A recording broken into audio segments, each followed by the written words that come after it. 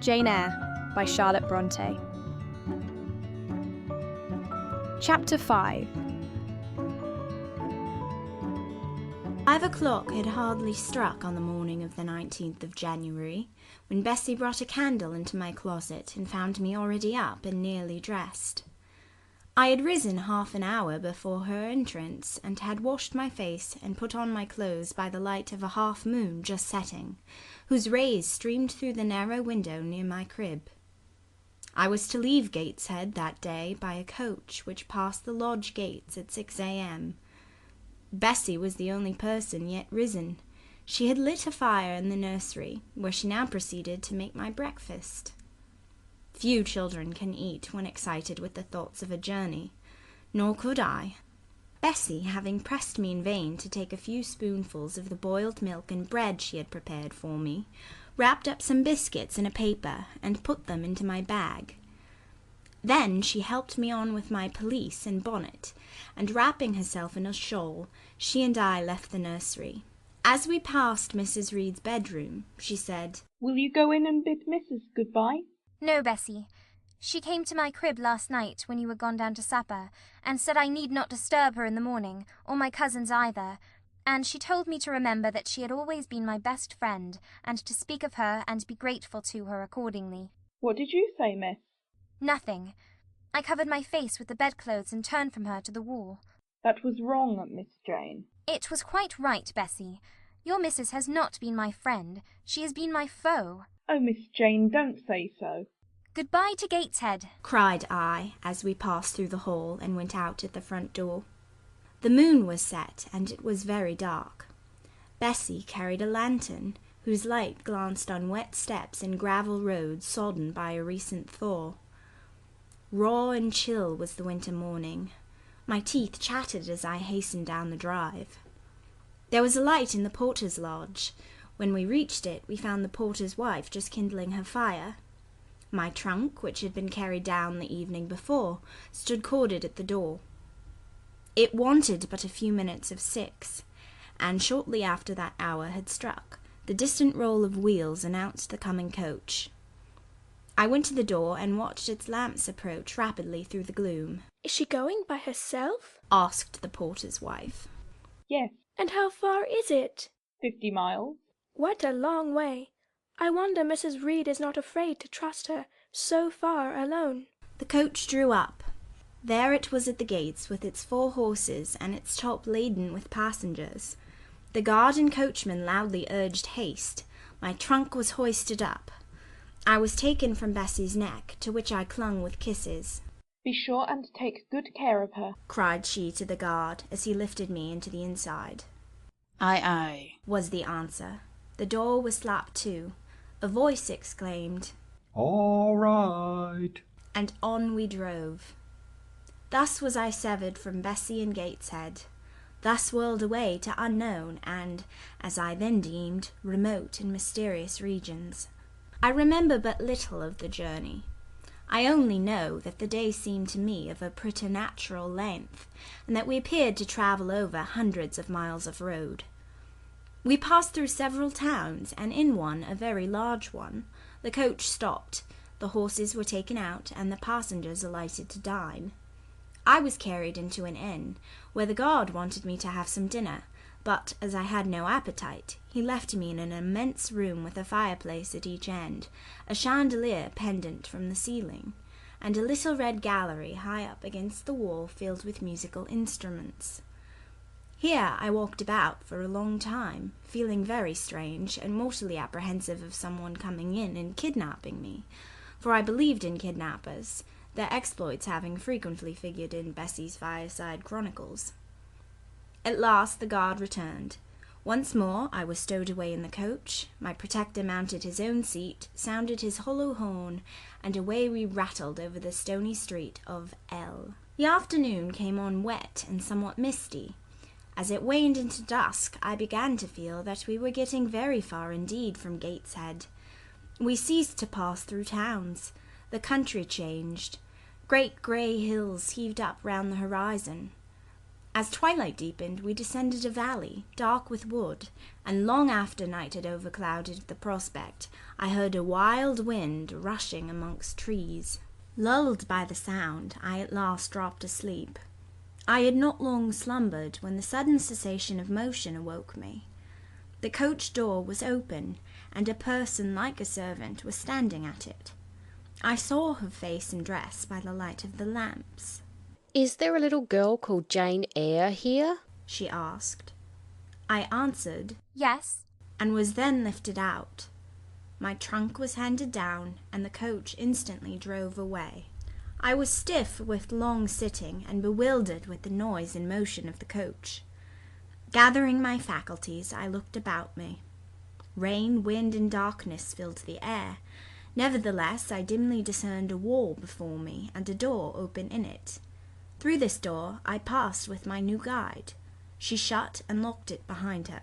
There was now visible a house, or houses, for the building spread far, with many windows, and lights burning in some. We went up a broad pebbly path, splashing wet, and were admitted at a door. Then the servant led me through a passage into a room with a fire, where she left me alone. I stood and warmed my numbed fingers over the blaze. Then I looked round. There was no candle, but the uncertain light from the hearth showed, by intervals, papered walls, carpet, curtains, shining mahogany furniture. It was a parlour, not so spacious or splendid as the drawing-room at Gateshead, but comfortable enough. I was puzzling to make out the subject of a picture on the wall when the door opened, and an individual carrying a light entered. Another followed close behind. The first was a tall lady with dark hair, dark eyes, and a pale and large forehead. Her figure was partly enveloped in a shawl, her countenance was grave, her bearing erect. "The child is very young to be sent alone," said she, putting her candle down on the table. She considered me attentively for a minute or two, then further added, "She had better be put to bed soon. She looks tired. Are you tired?" she asked, placing her hand on my shoulder. A little, ma'am. "And hungry too, no doubt. Let her have some supper before she goes to bed, Miss Miller. Is this the first time you have left your parents to come to school, my little girl?" I explained to her that I had no parents. She inquired how long they had been dead, then how old I was, what was my name, whether I could read, write, and sew a little. Then she touched my cheek gently with her forefinger, and saying, "She hoped I should be a good child," dismissed me, along with Miss Miller. The lady I had left might be about 29. The one who went with me appeared some years younger. The first impressed me by her voice, look, and air. Miss Miller was more ordinary, ruddy in complexion, though of a careworn countenance, hurried in gait and action, like one who had always a multiplicity of tasks on hand. She looked, indeed, what I afterwards found she really was, an under-teacher. Led by her, I passed from compartment to compartment, from passage to passage, of a large and irregular building, till, emerging from the total and somewhat dreary silence pervading that portion of the house we had traversed, we came upon the hum of many voices, and presently entered a wide long room, with great deal tables, 2 at each end, on each of which burnt a pair of candles, and seated all round on benches a congregation of girls of every age, from 9 or 10 to 20. Seen by the dim light of the dips, their number to me appeared countless, though not in reality exceeding 80. They were uniformly dressed in brown stuff frocks of quaint fashion, and long holland pinafores. It was the hour of study. They were engaged in conning over their tomorrow's task, and the hum I had heard was the combined result of their whispered repetitions. Miss Miller signed to me to sit on a bench near the door. Then walking up to the top of the long room, she cried out, "Monitors, collect the lesson books and put them away." 4 tall girls arose from different tables and, going round, gathered the books and removed them. Miss Miller again gave the word of command.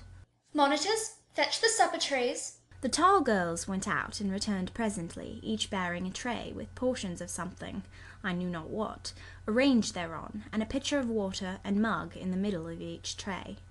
The portions were handed round. Those who liked took a draught of the water, the mug being common to all. When it came to my turn, I drank, for I was thirsty, but did not touch the food, excitement and fatigue rendering me incapable of eating.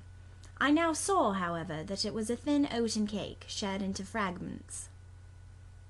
The meal over, prayers were read by Miss Miller, and the classes filed off, 2 and 2 upstairs. Overpowered by this time with weariness, I scarcely noticed what sort of a place the bedroom was, except that, like the schoolroom, I saw it was very long. Tonight I was to be Miss Miller's bedfellow. She helped me to undress. When laid down, I glanced at the long rows of beds, each of which was quickly filled with 2 occupants. In 10 minutes the single light was extinguished, and amid silence and complete darkness I fell asleep. The night passed rapidly. I was too tired even to dream. I only once woke to hear the wind rave in furious gusts and the rain fall in torrents, and to be sensible that Miss Miller had taken her place by my side. When I again unclosed my eyes, a loud bell was ringing. The girls were up and dressing.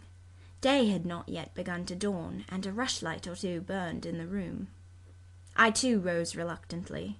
It was bitter cold, and I dressed as well as I could for shivering, and washed when there was a basin at liberty, which did not occur soon, as there was but 1 basin to 6 girls on the stands down the middle of the room.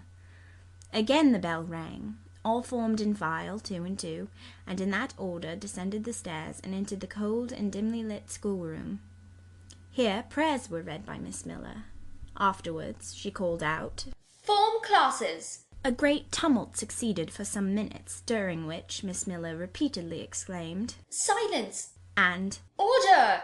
When it subsided, I saw them all drawn up in 4 semicircles before 4 chairs placed at the 4 tables. All held books in their hands, and a great book, like a Bible, lay on each table before the vacant seat. A pause of some seconds succeeded, filled up by the low, vague hum of numbers. Miss Miller walked from class to class, hushing this indefinite sound. A distant bell tinkled. Immediately 3 ladies entered the room. Each walked to a table and took her seat. Miss Miller assumed the 4th vacant chair, which was that nearest the door, and around which the smallest of the children were assembled. To this inferior class I was called, and placed at the bottom of it. Business now began. The day's collect was repeated, then certain texts of Scripture were said, and to these succeeded a protracted reading of chapters in the Bible, which lasted an hour. By the time that exercise was terminated, day had fully dawned. The indefatigable bell now sounded for the 4th time. The classes were marshalled and marched into another room to breakfast. How glad I was to behold a prospect of getting something to eat! I was now nearly sick from inanition, having taken so little the day before. The refectory was a great, low-ceiled, gloomy room. On 2 long tables smoked basins of something hot, which, however, to my dismay, sent forth an odour far from inviting. I saw a universal manifestation of discontent when the fumes of the repast met the nostrils of those destined to swallow it. From the van of the procession, the tall girls of the 1st class rose the whispered words, Disgusting! The porridge is burnt again. Silence! ejaculated a voice, not that of Miss Miller, but one of the upper teachers, a little and dark personage, smartly dressed, but of somewhat morose aspect, who installed herself at the top of 1 table, while a more buxom lady presided at the other. I looked in vain for her I had first seen the night before. She was not visible. Miss Miller occupied the foot of the table where I sat, and a strange, foreign-looking, elderly lady, the French teacher, as I afterwards found, took the corresponding seat at the other board. A long grace was said, and a hymn sung. Then a servant brought in some tea for the teachers, and the meal began. Ravenous and now very faint, I devoured a spoonful or 2 of my portion without thinking of its taste. But the first edge of hunger blunted, I perceived I had got in hand a nauseous mess. Burnt porridge is almost as bad as rotten potatoes. Famine itself soon sickens over it. The spoons were moved slowly. I saw each girl taste her food and try to swallow it, but in most cases the effort was soon relinquished. Breakfast was over, and none had breakfasted. Thanks being returned for what we had not got, and a second hymn chanted, The refectory was evacuated for the schoolroom. I was one of the last to go out, and in passing the tables, I saw one teacher take a basin of the porridge and taste it. She looked at the others. All their countenances expressed displeasure, and one of them, the stout one, whispered, "Abominable stuff! How shameful!" A quarter of an hour passed before lessons again began, during which the schoolroom was in a glorious tumult. For that space of time it seemed to be permitted to talk loud and more freely, and they used their privilege. The whole conversation ran on the breakfast, which one and all abused roundly. Poor things, it was the sole consolation they had. Miss Miller was now the only teacher in the room. A group of great girls standing about her spoke with serious and sullen gestures. I heard the name of Mr. Brocklehurst pronounced by some lips, at which Miss Miller shook her head disapprovingly, but she made no great effort to check the general wrath. Doubtless she shared in it. A clock in the schoolroom struck 9. Miss Miller left her circle, and standing in the middle of the room, cried, "Silence! To your seats!" Discipline prevailed. In 5 minutes the confused throng was resolved into order, and comparative silence quelled the babble-clamour of tongues. The upper teachers now punctually resumed their posts, but still all seemed to wait. Ranged on benches down the sides of the room, the 80 girls sat motionless and erect. A quaint assemblage they appeared, all with plain locks combed from their faces, not a curl visible, in brown dresses made high and surrounded by a narrow tucker about the throat, with little pockets of holland, shaped something like a Highlander's purse, tied in front of their frocks and destined to serve the purpose of a work-bag. All too wearing woolen stockings and country-made shoes, fastened with brass buckles. Above 20 of those clad in this costume were full-grown girls, or rather young women. It suited them ill, and gave an air of oddity even to the prettiest. I was still looking at them, and also at intervals examining the teachers, none of whom precisely pleased me, for the stout one was a little coarse, the dark one not a little fierce, the foreigner harsh and grotesque, and Miss Miller, poor thing, looked purple, weather-beaten, and overworked, when, as my eye wandered from face to face, the whole school rose simultaneously, as if moved by a common spring. What was the matter? I had heard no order given. I was puzzled. Ere I had gathered my wits, the classes were again seated, but as all eyes were now turned to one point, mine followed the general direction, and encountered the personage who had received me last night. She stood at the bottom of the long room, on the hearth, for there was a fire at each end. She surveyed the 2 rows of girls silently and gravely. Miss Miller, approaching, seemed to ask her a question, and having received her answer, went back to her place and said aloud, "Monitor of the first class, fetch the globes." While the direction was being executed, the lady consulted moved slowly up the room. I suppose I have a considerable organ of veneration, for I retain yet the sense of admiring awe with which my eyes traced her steps. Seen now, in broad daylight, she looked tall, fair, and shapely. Brown eyes with a benignant light in their irids, and a fine pencilling of long lashes round, relieved the whiteness of her large front. On each of her temples her hair, of a very dark brown, was clustered in round curls, according to the fashion of those times, when neither smooth bands nor long ringlets were in vogue. Her dress, also in the mode of the day, was of purple cloth, relieved by a sort of Spanish trimming of black velvet. A gold watch, watches were not so common then as now, shone at her girdle.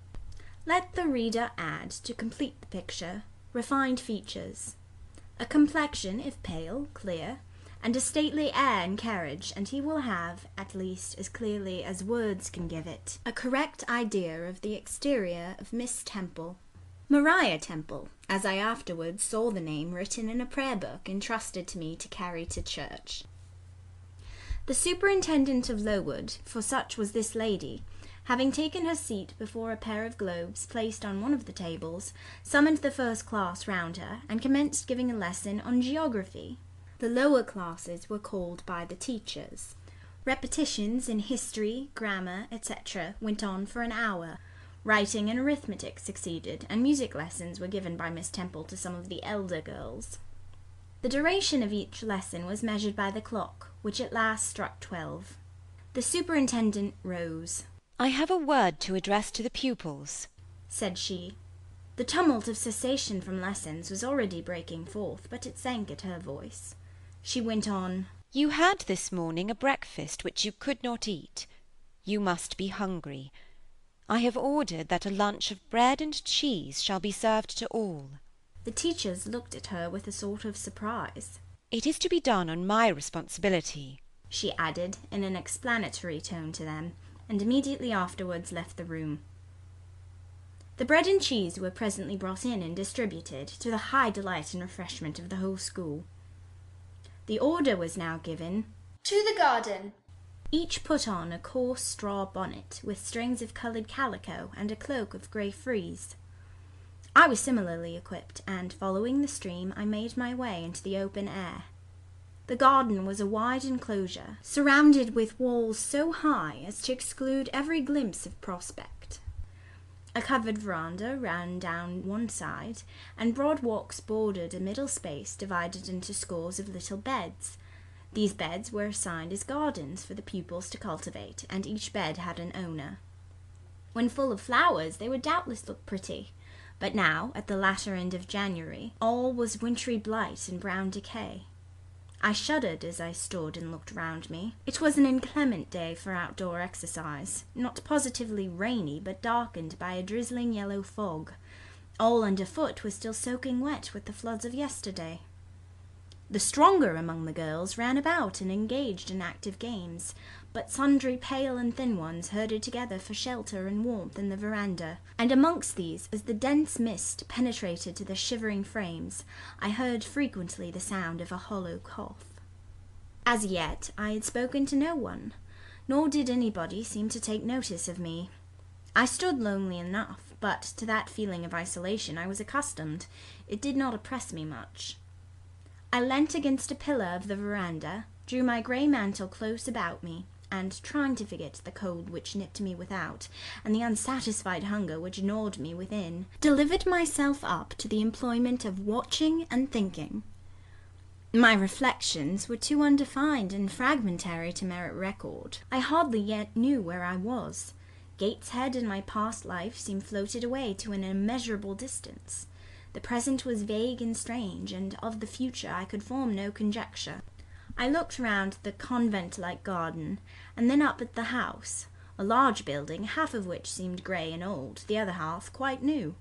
The new part, containing the schoolroom and dormitory, was lit by mullioned and latticed windows, which gave it a church-like aspect. A stone tablet over the door bore this inscription: Lowood Institution. This portion was rebuilt A.D. by Naomi Brocklehurst of Brocklehurst Hall in this county.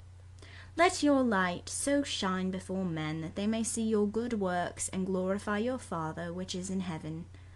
St. Matthew, verse 16.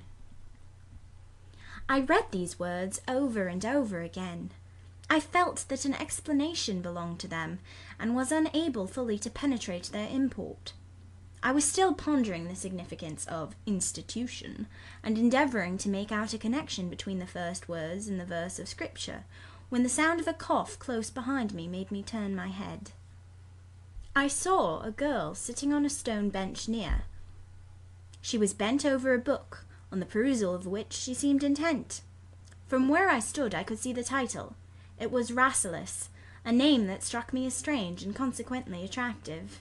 In turning a leaf she happened to look up, and I said to her directly, Is your book interesting? I had already formed the intention of asking her to lend it to me some day. I like it, she answered, after a pause of a second or two, during which she examined me. What is it about? I continued. I hardly know where I found the hardihood thus to open a conversation with a stranger. The step was contrary to my nature and habits, but I think her occupation touched a chord of sympathy somewhere, for I too liked reading, though of a frivolous and childish kind. I could not digest or comprehend the serious or substantial. You may look at it, replied the girl, offering me the book. I did so. A brief examination convinced me that the contents were less taking than the title. Rasselas looked dull to my trifling taste. I saw nothing about fairies, nothing about genii. No bright variety seemed spread over the closely printed pages. I returned it to her. She received it quietly, and without saying anything she was about to relapse into her former studious mood. Again I ventured to disturb her. Can you tell me what the writing on that stone over the door means? What is Lowood Institution? This house where you all come to live. And why do they call it institution? Is it in any way different from other schools? This is partly a charity school. You and I and all the rest of us are charity children. I suppose you're an orphan, and knows either your father or your mother did. Both died before I can remember. Well, all the girls here have lost either one or both parents, and this is called an institution for educating orphans. Do we pay no money? Do they keep us for nothing?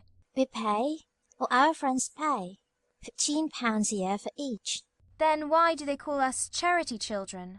Because £15 is not enough for board and teaching, and the deficiency is supplied by subscription. Who subscribes? Different benevolent-minded ladies and gentlemen in this neighbourhood, and in London. Who was Naomi Brocklehurst? The lady who built the new part of this house has that tablet records, and whose son overlooks and directs everything here. Why? Because he is treasurer and manager of the establishment.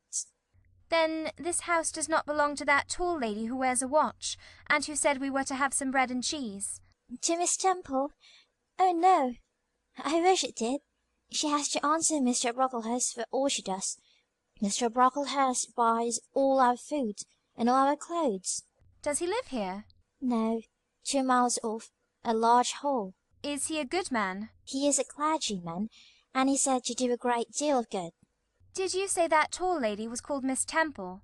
Yes. And what are the other teachers called? The one with red cheeks is called Miss Smith. She attends to the work and cut out, for we make our own clothes, our frocks and pelisses, and everything. Little one with black hair is Miss Scatcherd. She teaches history and grammar, and here's the second class repetitions, and the one who wears a shawl, and has a pocket handkerchief tied to his side with a yellow ribbon, is Madame Pirot. She comes from Lille in France, and teaches French. Do you like the teachers? Well enough. Do you like the little black one and the Madame?